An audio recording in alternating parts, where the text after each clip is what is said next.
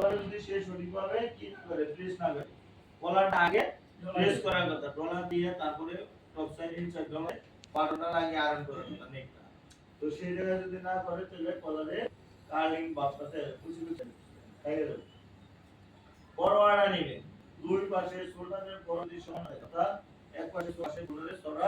2 CM, সেই কাজ করা যাবে না। তাহলে সিল নট কি আছে, সেলাই আছে, সেলি আছে, সেই বরাবর আমাদের অবশ্যই কি করতে হবে, স্টেপ দিতে হবে, সেলিটা বসিয়ে দিতে হবে। এই যে জায়গায় পকেট ঢুকে গেছে, এই কাজ করা যাবে না সাধারণত আমাদের। আর বাকি যে ডিবেটগুলো আছে সেই ডিবেটগুলো নিয়ে আমরা কথা বলবো, তোমরা বললে বুঝতে পারবা। তাহলে আমরা আয়রন যে ডিপ ফর্ম হইলে আমাদের এই জায়গায় কি করতে হবে, সেলিটা ঘুরিয়ে দিতে হবে, আয়রনে কি বসাতে হবে পুরা হবে। আর শাইনিং মার বলে আয়রন সুইচ করতে হবে। হিট সিল থাকলে অর্থাৎ হিট সিল থাকলে বা ছোট আকারে কোনো উপরে একটা টুকরা কাপড় ব্যবহার করতে হবে, ঠিক আছে? বা হিট সিলটা ফিটিং আয়রনের পরে করতে সেই আমাদের ওই জায়গায় কি হবে না, ড্যামেজ হবে না। ফয়েল থাকলে সেই ফয়েলের জায়গার মধ্যে কখনোই আয়রন এবং স্টিম নিয়ে দেওয়া যাবে না। কারণ আমাদের যদি আয়রনের যে পানি অর্থাৎ লাঞ্চের পরে এবং লাঞ্চের আগে অর্থাৎ শুরুতে এবং শেষে, লাঞ্চের শেষে আমাদের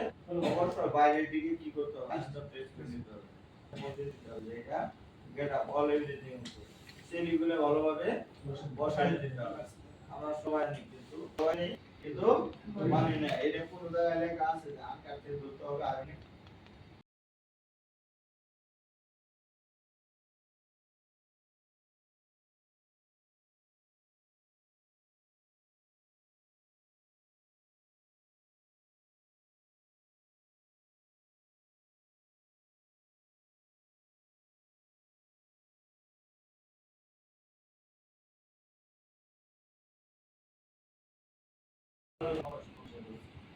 লাগু সেই অর্ডার করতে যে জায়গায় জয়েন আছে সেই জায়গায় আসতে হবে। ওই যে জায়গায় জয়েন নাই সেই জায়গায় করতে সম্ভব হবে হবে না, পাবে না। আর স্কিপ স্টিচ কেন হয়? প্রবলেমের নাম হলো স্কিপ স্টিচ। স্কিপ মানে জাম করা, সেতু মানে আমরা স্কিপ করলাম, কি বল আলাদা নদীর একটা স্কিপ করে গেলাম, নদীর উপরে গেলাম না, অর্থাৎ একটা স্টিচ না এর যদি কোনো ভুল হয় ঠিক আছে সেটাকে বলা হয় স্কিপ স্টিচ। স্কিপ স্টিচ হয় নিজের সঠিকভাবে অ্যাডজাস্টমেন্ট করা না থাকে, সুতরাং সঠিকভাবে অ্যাডজাস্টমেন্ট করা না থাকে, মেশিন সঠিকভাবে অ্যাডজাস্টমেন্ট করা না থাকে, নিডলের মাথা বাঁকা থাকলে এগুলো আমরা সবাই জানি, কেউ মানে আমরা সবাই জানি কিন্তু আমাদের কোয়ালিটি নিয়ে কিছু জানে না। যদি বলি 50টা ডিবেটের নাম 5টা বলতে পারবো, তাই না? সেই স্কিল জানলাম, বাট এটা সমাধানে কি নিডল রাষ্ট্র যা করে লাগাইতে হবে, একদিকে বার হবে আরেকদিকে বাট লাগাইলেও একদিকে আরেকদিকে লাগাইলেও এই স্কিল হবে। নিডলের মাথা বাঁকা হলে হবে, মেশিনের ক্ষেত্রে হবে হবে ব্রোকেটিস সাধারণত মেশিনের কারণে কম হয়, কিন্তু যে সিস্টেম হয় তোমার এবং অপর কারণে এবার দর্শন এখানে বেশি সেল আর ব্রোকেটিস যেটা মেশিনের কারণে একবারে কম। এখানে হাওয়াই একটা যদি সিস্টেমে ফিনিশিং এর বুকের লাগে ঠিক আছে, ব্রোকেটিসটা আমাদের কমাইতে হবে। ইস ওভার ব্রিজ অর্থাৎ এই যে স্টিচ যেটা আছে ওভার ব্রিজ হবে না, এর উপরে উল্টা পাল্টা ভাবে সেলাই করা যাবে। আর অয়েল স্টিচ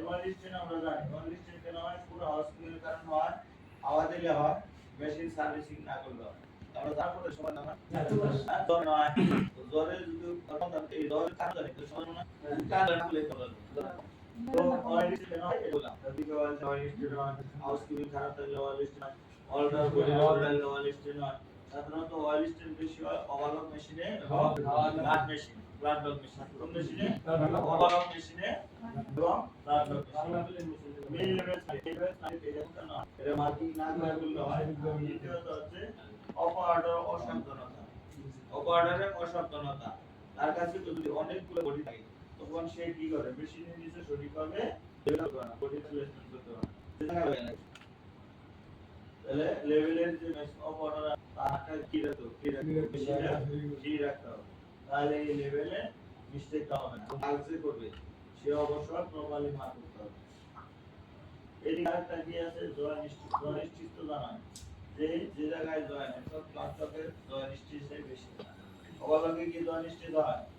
অবলগে চেষ্টা করে কোন জায়গায় জয়েন স্টিচ আছে কিন্তু জয়েন স্টিচ 100% হয় কোন কিভাবে জয়েন স্টিচ হবে হ্যাঁ ইলেকট্রিশিয়ানের জয়েন করবে এটা সাধারণ ধরা যায় কিন্তু প্ল্যানটা জয়েনটা হয় না প্ল্যানটা অবলগে যেটা হয় সেটা হলো ইচ্ছাকৃত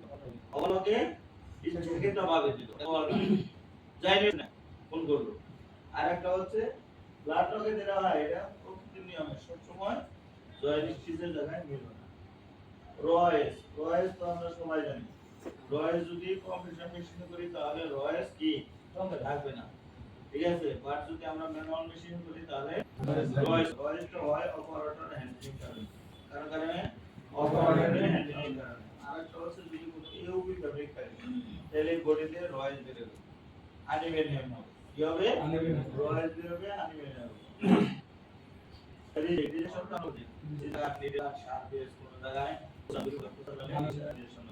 সে তো আমরা জানি পারমিশন যে সেটা আমাদের কি হবে অ্যাট্রিবিউট হবে পারমিশন সে আচ্ছা সে মিলে rule best to best rule to rule cutting to cutting আমরা rule to best to best cutting remnants fabric না রাখি তাহলে আমাদের শেড হবে এরা কি পয়েন্টার তো আমাদের কাছে খুব ব্যবহারিক এই জায়গায় Y two pencil point up down একটা কারণে হয় operator handling problem operator poor performance আর দ্বিতীয়ত মেশিনে আরপিএম বেশি ঠিক আছে এখন যদি তুমি এই জায়গায় এই রাস্তা দেখো যে 100 কিলোমিটার বেগে মোটরসাইকেল চালান করো সম্ভব সম্ভব না তো আমাদের সেই কাজটা করতে হবে পয়েন্ট আপ ডাউন কেন হয় মেশিনের আরপিএম বেশি থাকলে মেশিন অ্যাডজাস্টমেন্ট করা না থাকে অর্থাৎ সাইডের মেশিনে নেয় সিলভারের মেশিনে নেয় সাইডে দিলে ঠিক আছে এই কাজগুলা সাধারণত ওভারলক একটাই বা মেশিনের মধ্যে যে কি প্রোগ্রাম সেট করা আছে এটা আমাদের জানতে হবে আর পকেটস আনবে প্রথম করে দেখানো হয় যে পকেটটা ভাঙবে এবং পকেটের জায়গায় বডিতে মারবে প্লাটলি যদি সে মার্ক না করতে পারে অর্থাৎ আয়রনে সঠিকভাবে বডিটা প্লাগ করে বিছানো করে কি করতে হবে পকেট মার্কিং করতে হবে প্রথম হচ্ছে বডিটা প্লাগ করে বিছাইতে হবে এটা তুমি আয়রন করে বসাইতে পারো আয়রন ছাড়াও বসাইতে হবে কিন্তু পার হইতে হবে দ্বিতীয় যে কাজটা হবে সেটা পকেটে মার্ক করবে সেই প্যাটার্নটা সঠিকভাবে ধরতে হবে অর্থাৎ কোনো অ্যালাউন্স করে ধরা যাবে না এদিকে আমাকে শোল্ডারে মেইনটেইন করতে হবে এবং আর্মে আগে করে শোল্ডার মিলে তবে আর্ম অর্থাৎ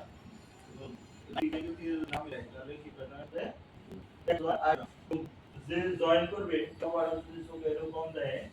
মার্কিং করছে এক জায়গায় সে জয়েন করছে আরেক জায়গায় সেই ক্ষেত্রেও কি হবে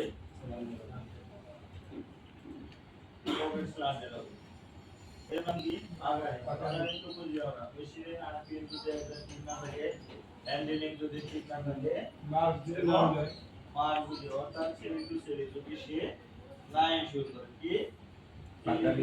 সে না ইনশিওর করে তাহলে বাগানি হবে লেভেল মিস্টেক এটা গুরুত্বপূর্ণ একটা জিনিস লেভেল মিস্টেক বলতে একই অপারেটরের সাথে এই যে সাইজের বডি ইনপুট হবে সেই সাইজের লেভেল অন্য সাইজের লাইভের সবগুলাই নিয়ে যাইতে হবে আমরা এই কাজটা করি অল্টারনেশন 10 পিস পিছনে সে সারাই নেয় 4 ঘন্টা পরে অন্য সাইজের বডি আউটপুট সে তখন গেছে লেভেল অফ অর্ডার লেভেল পায় সাধারণত সাইজ মিস্টেক এই কারণে যে পুরোদের অর্ডার বান্ডেলে অর্ডার বান্ডেলে সারবে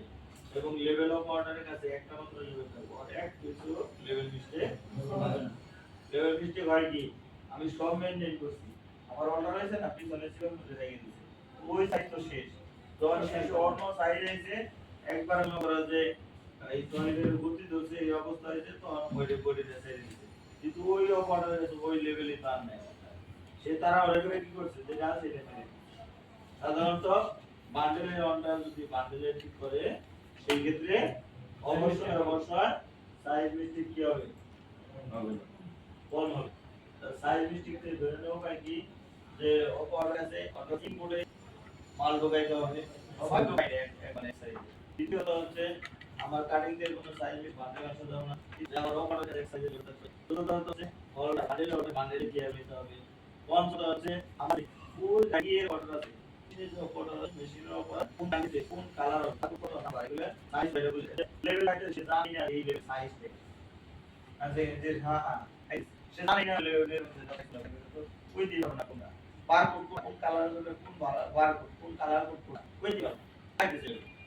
আছে কিনা সাইজ কোন জায়গায় মেনশন করা আছে জানেই না যে সাইজটা কোন জায়গায় মেনশন আছে এইজন্য ওকে ট্রেন আপ করতে হবে আর আমাদের যে কোয়ালিটি ইনস্ট্রাক্টর আছে সোনাম ধর্ম ক্লক ওয়াইজ করতে বলবো তো নাক জেনে এনসি তে এটি শুরু করে দিতে হবে এনে এত বেশি লেভেল থেকে শুরু করে আর লেভেলে শেষ করতে ঠিক আছে কি লেভেল সারা বডি কিছু আসতে কি লেভেল সারা কোন জায়গায় কিছু আসতে তো এই জায়গায় আমাদের কি করতে হবে লেভেল মিস্টেক নো করাতে হবে না মিস্টেকের জন্য আমাদের প্রত্যেকটা আউটপুটের মাথায় এই কিউ শিট আমাদের বানাই দিতে হবে আউটপুট টেবিলে ও তো না এই গুরু কাটা দেখে যেমন ওকে সামনে ওকে কিন্তু হয়ে যায় লাগিয়ে দিতে হাইলাইট করে এই কালার এই কিছু আছে আটোয়ালটা করাটা আছে না এটা লাগিয়ে দিয়ে ওকে মারা ওর সামনে যদি ওই কানা থাকে স্যাম্পল এবং ক্লিক করতে সামনে রেখে দিতে হবে এবং লিখে দিতে হবে এই বারকোড নাম্বার এত এটা সাইবার বারকোড নাম্বার এত এই কালার এবং ওয়ার সাথে সাথে এন লেভেল স্টার্টিং স্টিকার এবং এই কেএল সাইজ তিনটা শুরু করতে শুরু করতে সাইজ লেভেল মিশতে হবে